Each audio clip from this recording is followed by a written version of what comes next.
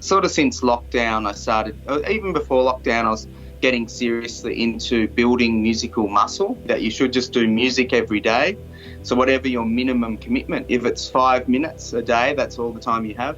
You do 5 minutes a day, and it's like going to the gym. So I started just with a minimum commitment of half an hour every day, and you do this thing called splurging, where you just put out whatever's in your head. But the big thing for me to get prolific was to limit your options, because when you have unlimited tracks that you can have, what I think I was doing earlier on was like thinking I had to have, like 80 layers or something to make music really complicated. And when I limited the tracks, it was more about that one melody or those chords and how a few different things meshed together. And I was becoming really surprised by things that I made in half an hour were actually pretty good. And so I could take these songs from a sketch to completion really quickly.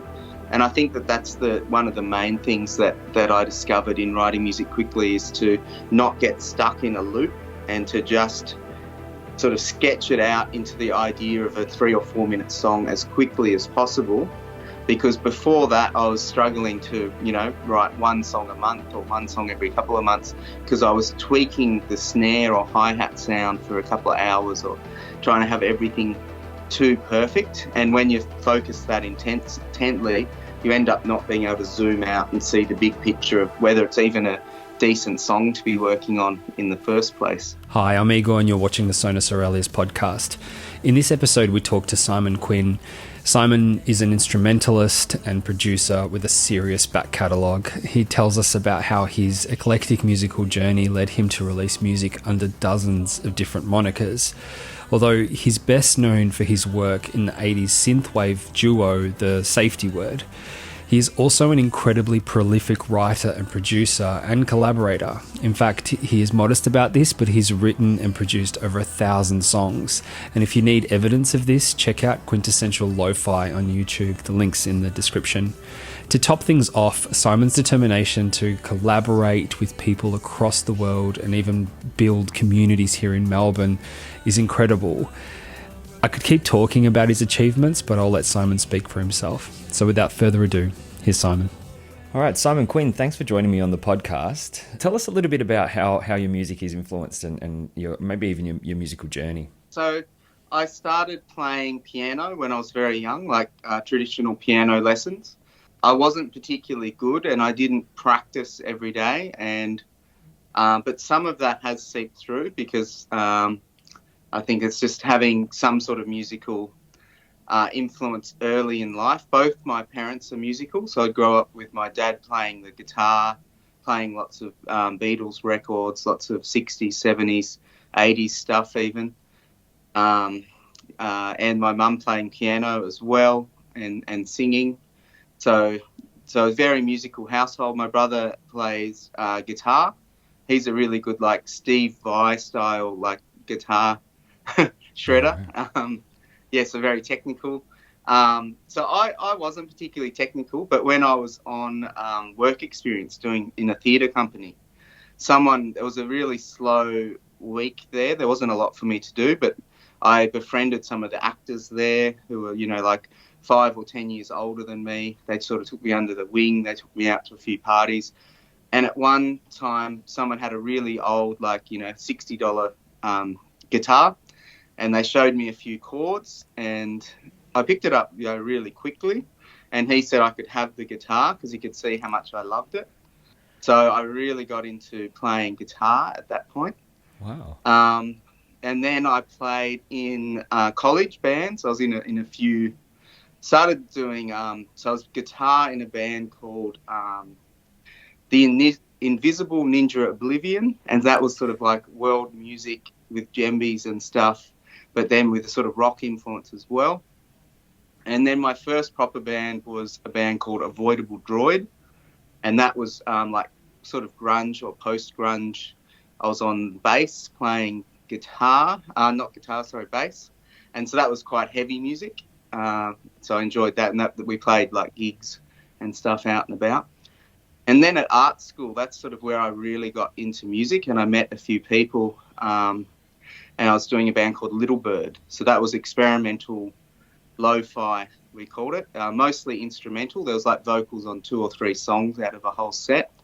But we had a guy doing samples on record players and like would burn samples onto CDs as well. Then we'd have backing tracks that I'd make in Fruity Loops. And then we had guitar, bass, and I played keyboard and did some singing. So that's a little bit similar to some of the stuff I'm doing with Safety Word, but it was in a very sort of, because I was only learning production. Like if I listen to any of the recordings now, it's, not mixed well. It's, it was very crude. But because it was at a time, like this was in like 2000, it was like pretty cutting edge for the time. So it was quite, we could play gigs and it was quite popular. It's an exciting time to be doing live electronic music because no one else really was at that stage. Then I moved to Melbourne in about 2003 and pretty soon I formed a band that I was in for a really long time called Vultures of Venus, and that was electronic glam space rock, we called that. So that was like a, at times 5-piece band, sometimes 4 or 3, went through different incarnations, but it had like a 70s glam meets sort of 80s synthwave stuff as well. So very pop, but yet quite a heavy like rock influence as well. And so, we played around for a lot of years. We released, I think, a 12-track album and did some professional film clips, played some festivals and things like that. And then towards the end of that finished, I started making music with John from the Safety Word. So that started as sort of a side project thing. And then we both really liked what we were doing. So it became more of a main focus over time. And so, still doing that today. There was a few other little bands in there as well. Not little, I played in a band called Alex Taylor and the Evil Eye with a violinist for a long time as well, doing instrumental music that was very dramatic, with violin. Sometimes we had a cello player or a saxophone player, and I'd make all the beats and stuff for that. And we played some festivals and released some music too.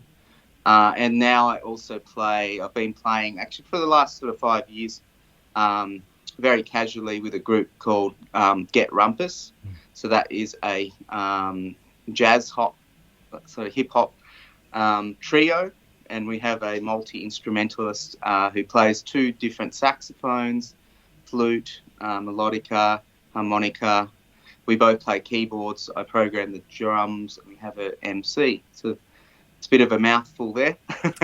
No, but that's sort of my musical journey. So diverse and quite got a lot of twists and turns there in terms of influence. And it sounds to me like you attempt to bring together all of those influences wherever you go and synthesizes into new forms of music. And it's really about the art form and the performance for you. That's right, yeah. And particularly with Safety Word, like we've sort of decided not to be too boxed into a genre. So our main genre is synth pop or synth wave, but we have also experimented with releasing ambient albums and more experimental style stuff. Which is good to explore because music can become stale if you don't try and mix it up and work outside of the genres that you're sort of known for. So it also keeps you interested and engaged with the music that you make. That's right, yeah. And also, I should mention, I've done a lot of DJing as well. So one of my favourite things to do is, like a lot of DJs say, I'm a house DJ, I'm a disco DJ, but I find that way too boring, and that's why I probably haven't succeeded as a DJ, because I have too much of an eclectic taste of just wanting to play everything and do sets that take you on a journey through sound, can be upbeat or ambient for 5 minutes, then a beat starts to creep in. So I like, collecting music and exploring, different genres and things like that. And just, whatever music makes me feel something. Yeah, that's great. And so with regard to how you create your music, I do want to call out the fact that you're actually a very prolific artist, because it's not only about performance for you, but it's about writing music. And you've written and produced a lot in your time in music? Yeah, so the thing I didn't mention there is I've also been doing my own project, which I class is quintessential lo-fi. But I've created 20 different artists that I release the music under. But yeah, since lockdown, I started. Even before lockdown, I was getting seriously into building musical muscle. I started. I did a course through a guy, Mike Monday, and he's like a guy that's taught me that you should just do music every day. So whatever your minimum commitment, if it's 5 minutes a day, that's all the time you have. You do 5 minutes a day, and it's like going to the gym or building a musical muscle. So I started just with a minimum commitment of half an hour every day, and you do this thing called splurging, where you just put out whatever's in your head. But the big thing for me to get prolific was to limit your options. So I'd create these templates in Ableton Live where I had a drum track, bass track, so a synth bass, mids synth, and then high synth, and then maybe I'd have room for maybe two more, but that was it. And that was sort of my palette. Because when you have unlimited tracks that you can have, what I think I was doing earlier on was like thinking I had to have, like 80 layers or something to make music really complicated, because, it had to be, and when I limited the tracks, it was more about that one melody or those chords and how a few different things meshed together. And so what I started to do is you record like half an hour or an hour of music every day, and you save everything that you do, and then you don't listen to it for a week, and you come back, and so because you keep doing it, you've always got music that you did a week ago that you're listening to. And I was becoming really surprised by things that I made in half an hour were actually pretty good. And then I learnt to go, okay, all I need to do, because you hear it, I'd go for a bike ride or a walk, so you're away from the computer, you mix it down so you're not staring at the screen while you're listening to them. And you can have a little notepad or, write it on your phone. You go, song 28A, bass too loud, new melody, or something like that. And so I could take these songs from a sketch to completion really quickly. And I think that that's one of the main things that I discovered in writing music quickly, is to not get stuck in a loop and to just sort of sketch it out into the idea of a 3 or 4 minute song as quickly as possible. Because before that, I was struggling to, write one song a month or one song every couple of months, because I was tweaking the snare or hi-hat sound for a couple of hours, or trying to have everything too perfect. And when you focus that intently, you end up not being able to zoom out and see the big picture of whether it's even a decent song to be working on in the first place. Yeah, and how has that, I guess, influenced your expectations and your standards around the type of music that you produce? I still have very high standards for music, particularly when it's going to be a vocal synthwave song that we're going to put money into promoting, or a lot of time and effort into making film clips and that for. And when we do those sort of songs, we had a producer that we're working with. Hopefully, his studio just closed down. That's Invention Studio in Footscray. So Safety Word recorded most of our songs in that studio. So we'd demo vocals in my studio, then go and record them professionally. Even though we can record them professionally in the studio here, a home studio, there's something about going to a studio and you're paying for the time, and even having another set of ears on something, just to do subtle changes and things like that, is important. But as far as the standards, it's good to have high standards, but then not let that, because I've been in bands before where you end up doing nothing because everyone's too picky about doing anything at all, so nothing ends up happening, and then a few years go by and the brand breaks up and you've got nothing to show for it.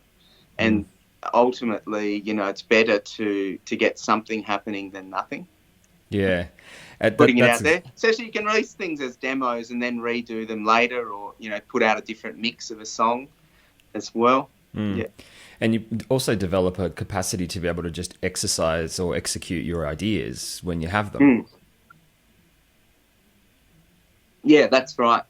Yeah. So getting a song from sketch to completion, and then, just getting it out there. I mean, with DistroKid and things like that, it's easy just to, they let you put out as much music as you like for, a low fee, which is good and bad. It's one of the reasons why it's a saturated market, because, there's no middleman. Anyone can, make a beat on their computer and put it on the internet, and, there's a song. But, there's millions of songs on there that have less than 10 streams, apparently, People are putting music out they're not listening to. Yeah, that's such a good point. And what are your thoughts on, I think, where the music industry is heading these days, given how easy it is to produce music? In some instances, it takes very little effort. That's right, yeah. Well, in the last couple of weeks, there's been two dramatic programs come out, which has a lot of musicians really scared. So one of them's called Udio, and there's Suno as well. And they're both music generators, which pretty much you type in a prompt and they spit out a song for you. And I am passionately against this sort of thing, because it just lowers the bar even further. I mean, music has been devalued to the point where people, don't think it's valuable in itself. So musicians have to make merch or sell courses or teach music or do absolutely anything else than just create music. So music, it started happening in 99 with Napster and MP3s. People were paying at the time $30 for a CD. And then people realised they could get music for free as an MP3.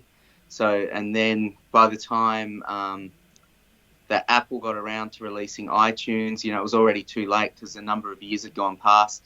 And then people were used to just having music for free.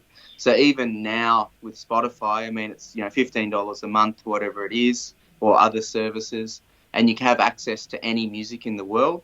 So I don't know, especially in a recession that we're pretty much in now, it's like, I don't know why someone would pay for music unless they knew that band personally, or they were really wanting to support the artist because they know themselves because they're an artist.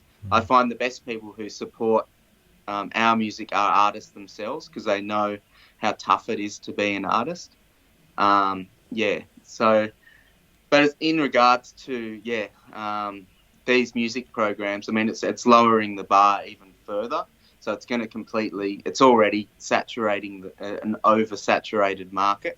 So there's, just like, can't remember what the actual stats are, but every day there's like, close to 1 million songs being released on the distributors. So it's just, drowning in a sea of noise kind of thing. Yeah, it really is. And because music is so subjective, I think, and it's influenced by the times as well. Future generations their tastes, their understanding of what good music is will change. Yeah, that's right. I mean, it feels like, I'm also an optimistic person, and it's an exciting time to be alive. I mean, because it came like for, even AI art as well, and ChatGPT, the things that they can do are incredible, but it is sort of moving the goalposts for creative people a lot. So it's opening up creativity to everyone, because it used to be something like, if in a room of 30 people, random people, you'd say, who's someone creative here? And it might be 2 people put their hand up, or 1 person. So it's like something really special to be a creative person. Whereas these programs where anyone can type in a prompt and get something pretty good is lowering the bar of what it means to be creative. So it's opening up creativity to everyone. Because, everyone, when they were a kid, is quite creative if you look at children, because I've worked in primary schools and stuff, and that creativity seems to die out sort of in high school or as people become adults. But I think what opening up these sort of creative programs is doing is allowing people to explore their creative side, because it's so simple to do. So in that, that's exciting. But then as someone who is creative, it's sort of, I have mixed feelings about it. So it's I haven't been sleeping well for the last couple of weeks, just because my mind is racing with, all of this tech stuff, because it is like, for the first time, musicians are genuinely scared about the future, just because the AI programs have gotten so good. Like, they're doing full vocals, 4-part harmonies, and you can tell at the moment that it's AI, but if it's this good now, in 6 months to 2 years, it'll be, indistinguishable. Yeah. Yeah, and it's hard to get ahead of the curve on this sort of stuff, because the industry will do, the economy will do, consumers will do whatever they feel, and I feel that musicians tend to be taken along for the ride. And as you mentioned earlier, Napster was an example of that. The proliferation of sample libraries and the use of samples in music. How do you think musicians can, in your view, how do you think musicians can sort of stay ahead of the curve? Well, one thing that I'm doing is I'm trying to not bury my head in the sand, which I can see some people are doing. They're like, oh, AI will never be as good as, human musicians and things like that. And I agree that that's true in a regard. But one thing that I think is good is I'm having a look at these programs, not to make them use the music to release, just to see what they can do and see what the competition is, see how we can be more innovative and stay ahead of the curve, because essentially all that these programs are doing is they're regurgitating what's already out there. So what artists can do to stay ahead of the curve is to meld different genres and invent things that aren't actually out there yet, which has become increasingly harder over the years, because there's only so many combinations of chords and things like that. But there's always new ways to do things, and one of the best ways is to take two things that shouldn't necessarily go together and then try to make them work.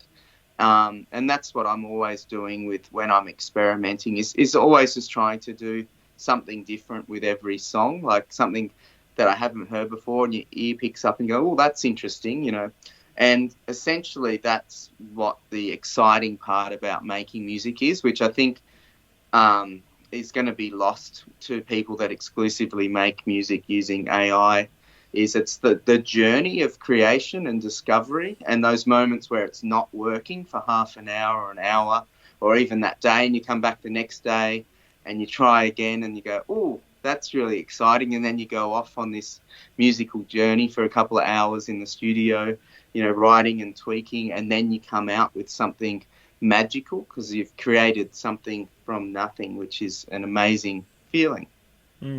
So for you, really, this is not letting AI influence you and the industry. You influence the AI, because obviously we're feeding it data for it to regurgitate into something else.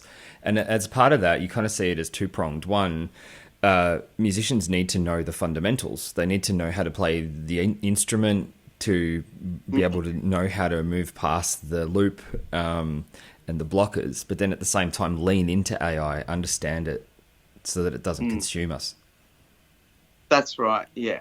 So it's an exciting time to be alive, I think. I mean, it's just going to, the whole industry is going to change, with the creative industry, particularly with the AI video is what's coming next. There's already some pretty good ones out for consumers at the moment. Then there's the Sora, I think it's called, which is the Hollywood one. That's not going to be available to people for quite a while, like to consumers, but that's definitely going to change the way Hollywood operates over the next, 3 to 5 years, and then particularly in a decade it will look completely different. I think there'll be a lot of you'll be able to make movies that are tailor-made for you on the fly. So with replacing, I want to watch, Titanic, but I don't want Leonardo DiCaprio. I want it to be The Rock playing his role. And so, you know what I mean? Or whatever it is, they can instantly replace people, their voice. And so you can watch any movie with any actor, or you could put yourself. So you can watch Titanic with your girlfriend and you put yourselves in the lead roles. You go, oh, isn't this cool? It'll just be very weird. Tailor-made. Yeah, and particularly because you'll be in a headset watching it in virtual reality, or you'll be part of the film. Yeah. You've got you're clearly wondering about the future, and there's a bit of, I'm not you're into science fiction, or is it? Yeah, I'm very, very huge sci-fi, but we're actually living sci-fi now. Yeah. I mean, there's a lot of people that are burying their heads in the sand, don't think that it's happening, but it's happening. Yeah. It's going to be a really, really interesting journey over the next 5 to 10 years. Yeah. Yeah, that's great. I mean, it's coming for every job is going to be disrupted. The whole of the world is going to change, and that's why I just find it weird that not too many people that I know are even talking about this. I mean, it's going. Some people, it'll slowly creep in and come for everything. And it's just going to look very different. And it's scary and exciting at the same time. Yeah, I completely agree, Simon. I feel like there's another podcast in that, actually. But yeah, I completely agree. I've been thinking about AI and its impact on our, society, how it's going to influence the way we work, economy, politics, all of it. And I completely agree with you that there's a lot of challenges into the future. And so I guess one of the things that we do need to do as part of, I guess, the accepting the future or coming to a common understanding is building communities that share sort of like minds. And I feel that from what I've seen of you, Simon, you really value that, and you've done a lot to build a community and do a lot of collaboration, like musical collaboration. That's right, yeah. I find that that's one of the best ways to work is to now with the internet, obviously. I'm big on social media, on Instagram particularly. It's just as easy to work with someone across the world in Russia or America, UK, wherever they are in the world, Belarus. We work with people, but you send someone a message and you say, hey, I really like your stuff, would you be interested in collaborating? And the strike rate's usually pretty high if you've got good music out there, and you approach it in the right way. And more often than not, like, people will approach us and ask us as well, and you can be friendly. It might be the wrong time. You say, I really like what you're doing. We've actually got 10 collaborations on the go at the moment. So maybe let's look at it for in the later half of this year. Let's stay in touch, and you'll see them coming up in your feed. Give a comment and like, and send them a message every now and then, especially when they release some new music. Just develop that relationship, and then when it's the right time, you go, we've just written this song, and I think you guys would be fantastic to do a remix or a collaboration on this. What do you think? And then sometimes the stars align and it happens. And the more you work with someone and you develop that relationship, then sort of what their work ethic's like, what they're going to be like when it comes to promoting the song as well.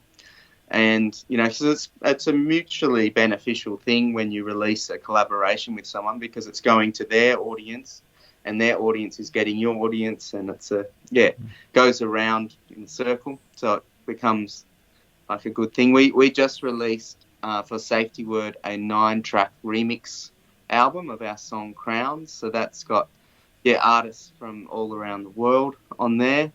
And so that's been fun. I'm actually at the moment making visualizers for all of the songs. We're going to have a YouTube launch party in a few weeks, which will be good. So so I'm actually using some AI programs to make full video clips for the songs, and that's been cool. Really leaning into it. And how have you seen collaboration sort of evolve over the last 20 years you've been in the industry? Yeah. Well, 20 years ago, it was more at a local level. And in a way, that's good. I mean, because community's good. Like when you would have to, when I first started playing music was even like before people had mobile phones. So that was in Hobart. So you'd have to go around and physically put up posters, and you'd meet people when you're putting up posters, and your fellow posters, and you go, "Oh, what gig have you got?" And you go, "Oh, don't cover my posters." And you go, and sometimes people would, like rival bands, like cover the posters. But we used to have a market that Salamanca Market, which is still a big market down in Hobart. So people would go down there, and you'd find out what parties and what gigs are on from going down to the market. So you'd head down there, at about midday, and you'd go and talk to people, and people would say, "Oh, there's this on at that pub, there's this on." And so it was like a more of a face-to-face community. And also the art gallery openings were somewhere good, because you'd go to the art gallery openings 5, 6, 7 o'clock, and then you'd meet people, and they'd say, "Oh, this gig's on tonight," or "this gig." So then you'd learn where to go from there. And then in the early days of the internet, started, like, there was one called Naked Dwarf in Hobart, and that was like an early forum type thing where people would meet and sort of start collaboration albums and compilations and things like that. And so now in 2024, it's very. I run a community called Live Electronic Musicians of Melbourne, or LEMON for short. Mm-hmm. So it's got about 2,000 members, probably about 300 to 400 active, members. I have done compilations and things in the past where we pair different members together. We did one where I draw names out of the hat to pair 2 random people together. I did another one a year ago where I did that. There was a few people that, didn't work well together, but that's part of the the fun, of doing something like that. I'm sort of due to do another one soon. But yeah, just being, in a community online, like with Discord and things, there's a lot of communities, like for any sub-genre. So I'm in a few lo-fi ones, synthwave ones, and, you can share music and what you've been listening to, or movies, films and games, because they all sort of meld into something that inspires creative people. Beautiful. Well, thank you for joining me, Simon. It was a really insightful conversation.